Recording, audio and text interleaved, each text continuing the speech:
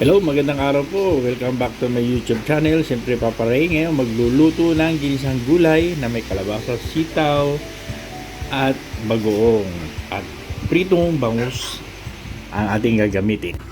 Okay, maggigisa na tayo ngayon. Gigisa natin itong gulay. Siyempre, araw-araw tayo. Kailangan natin ng sa katawan ng gulay, masustansya yan. So ito, hinugasan na natin. Hintayin nyo na lang at igigisa na natin to. Samahan nyo na ako. Ito na. Nagpapainit na ng kawali si Papa Ray. Siyempre, lagyan natin ng mantika. Yan.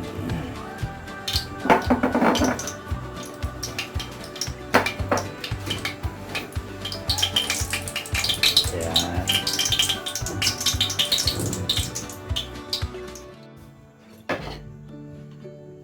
Yan. Unahin natin yung bawang.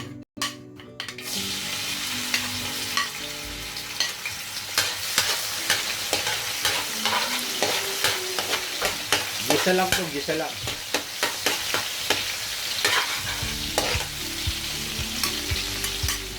Luya.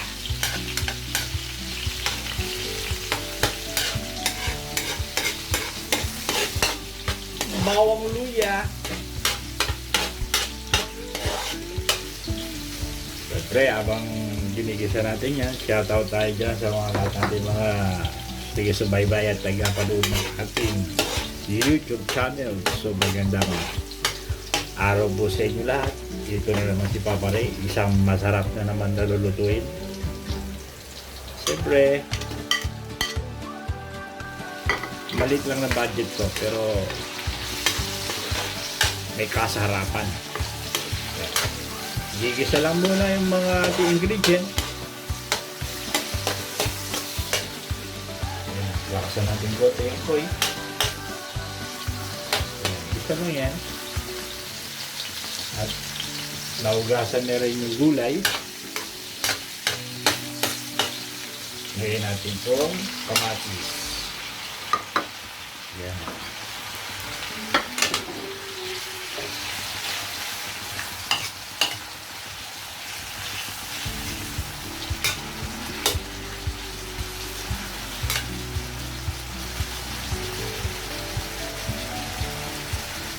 Yan natin to hanggang sa lumambot yung kamatis, madurog siya. Yan.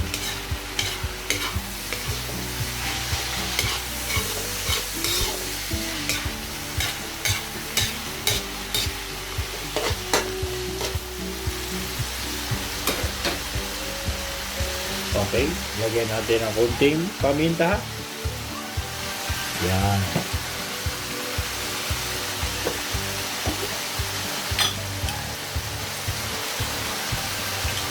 Natin konting magic.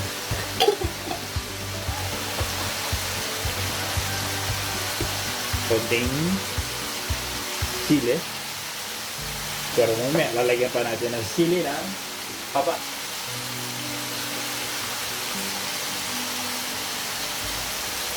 Ayan, haluin natin. Isang very good na naman na tanghalian to, Papa Ray. Kaya kayo dyan, abang nanonood kayo sa aking YouTube channel, siyempre may makukuha na naman kayong lutong ang maliitan ng budget.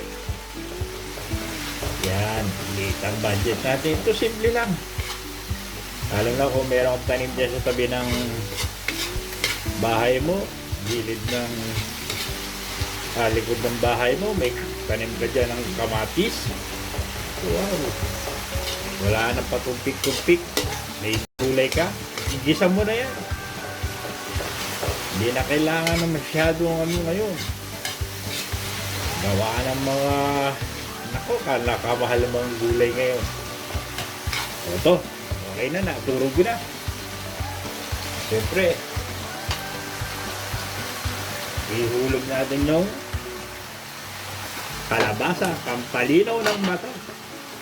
Pag kumain ka ng kalabasa, Nilinaw ang iyong mata.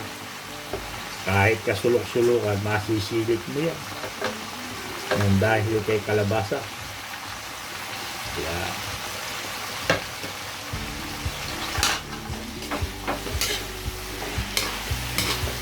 Yan. Sunod natin yung sitaw. Yan, sitaw.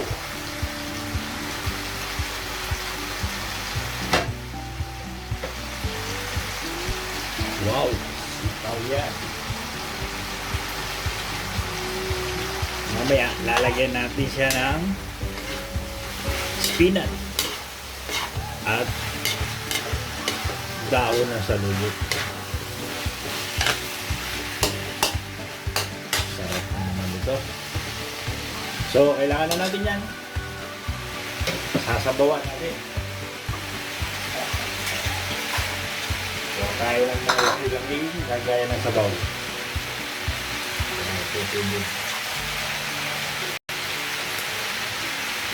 Ito paglagay ng sabaw, tansya lang. Yan, gaya nito. Lalagyan natin siya. O, yan. Okay na yan. Kasi yung gulay, magtutubig pa yan.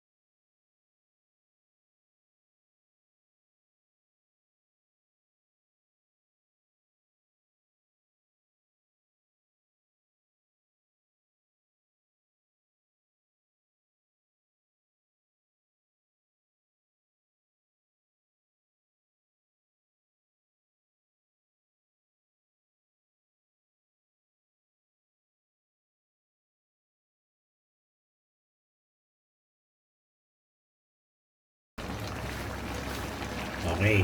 Daon ng saluyot. Yung madulas na dahon saluyot. Yan. Sarap niyan. At siyempre, lalagyan natin ng spinach. Yan.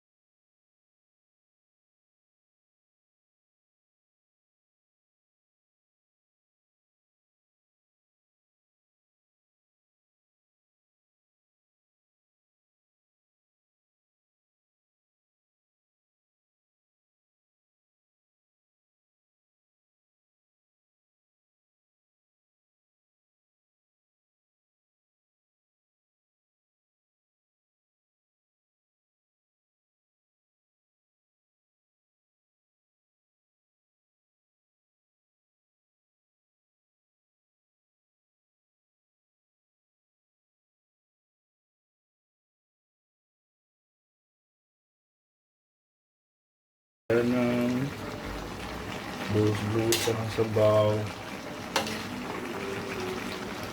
Ayan. Okay. Tikman na natin.